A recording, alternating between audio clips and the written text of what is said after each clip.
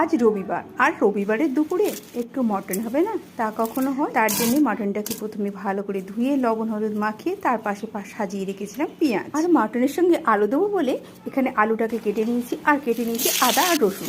এবার আদা রসুনটাকে শিলনোড়ায় ভালো করে পিষে নিয়ে রান্নাটা বসিয়ে দিলাম। এখানে একটা কড়াই বসিয়ে দিয়েছি, কড়াইতে দিয়েছি তেল। তেলটা গরম হতে দিয়ে দিলাম চিনিটা তেলের উপরে দেওয়ার সুন্দর একটা কালার আসতে দিয়ে দিলাম রসুন কুচি, পেঁয়াজ কুচি, আর দিয়ে দিলাম টমেটো। পেঁয়াজ টমেটোটা গলে আসতে তার উপরে দিয়ে দিলাম মাটনটাকে দিয়ে একটু নাড়াচাড়া করে এবার যে আগে থাকতে শিলনোড়ায় বেটে রেখেছিলাম পেঁয়াজ বাটা, শুকনো লঙ্কা বাটা, আদা বাটা আর জিরে আর ধনে গুঁড়ো দিয়ে একসাথে খুব ভালো করে কষিয়ে নেব। হাতে সময় নিয়ে মাটনটা কিন্তু আমি কড়াতে খুব ভালো করে কষিয়ে নিয়েছিলাম, আর কড়াতে কিন্তু খুব সুন্দর গলেও গিয়েছিল।